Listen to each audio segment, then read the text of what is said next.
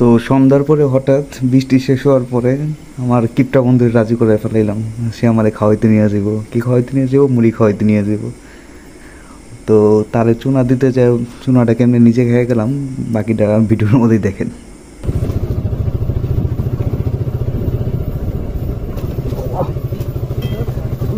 ভাই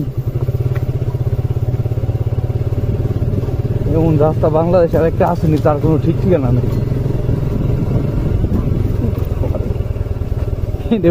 পানি ঢেলে যাওয়ার মতো মাছ ছেড়ে দেওয়ার দরকার।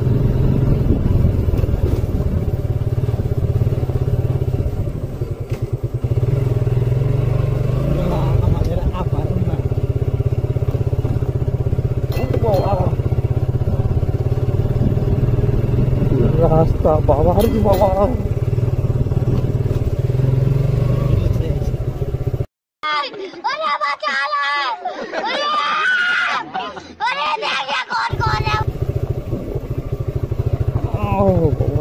রাস্তারই এ ধর নদীটা কারি নামাজ আলো ধরে নদী এতে এত স্মুথ। রাস্তার ঝাঁকি খেয়ে পাই, আমার মুড়ি খাওয়ার স্বাদ মিটে গেছে।